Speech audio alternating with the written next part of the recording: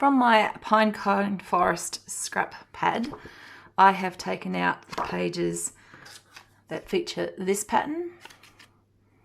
This is probably my favourite paper pad that I've bought, and I've been using lots of pages out of that. So I'm going to have to order myself another one, I think, soon. So I have used a die cut. I have two different ones that I've got from different kits over the years. So I'm going to have a go at using this one here, and that's what I have cut these from.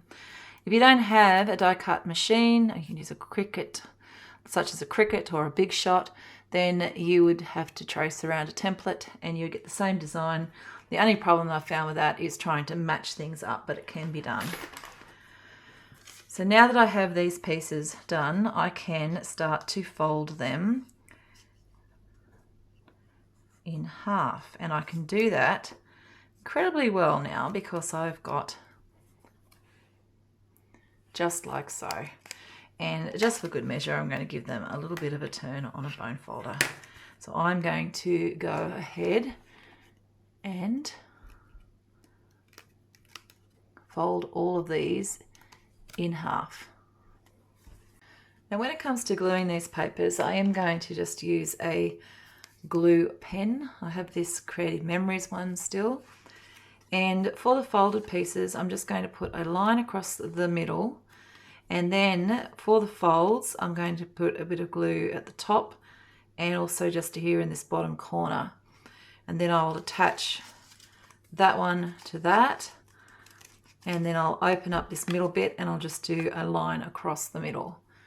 So it'll be a line across the middle on the folds, top, bottom, add the other one on, line across the middle, top, top, and so on until I have the whole stack done. Now for the very last section, because it always, when you fold it back on itself, I always find that this has probably got the most pressure, I guess, on the rest of the ornament. I like to use a little bit of double-sided tape. So just a little bit here, a little bit in the middle and down the bottom. Should be more than enough to hold it. So add some of that.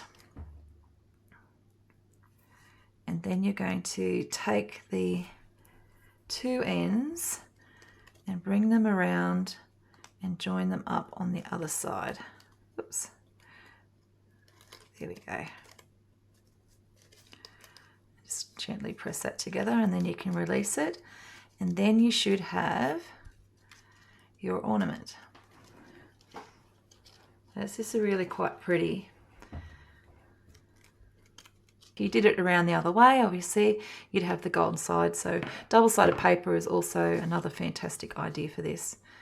Now I'm going to add a little bit of a bead at the top here. So I'm just going to get my hot glue gun on. Now to make this loop around the bead like I have, I've just put it in like so, and then I have pulled the end through on itself, just like that. And then if you bring it up to the top, you can have it so that you have the clear edge all the way around, and you can have the little bit of the double loop showing if you wish. There's lots of different ways that you can add the bit to the top, but this is the way that I'm choosing for this one for today. So I reckon the glue is just about ready. And then to make sure that it stays on either side whilst it's on the decoration, we'll just make sure we pop some glue inside that bead and then add that to the very top.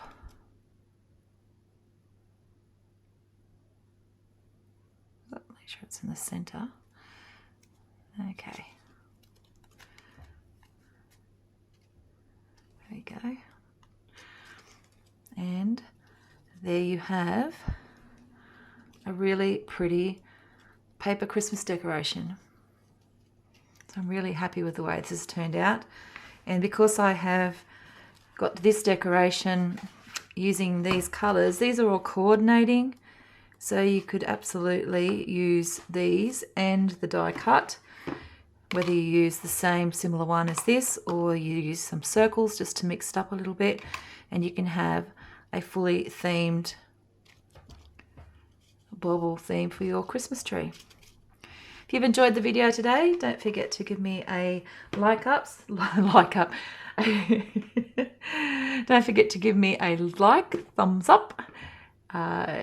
Subscribe to the channel if you'd like to see more. Hit the notification bell if you want to see what crafting I'm going to be, or creating I'm going to be doing around the home in the next video. And until next time, stay creative, and I'll see you in the next video. Bye.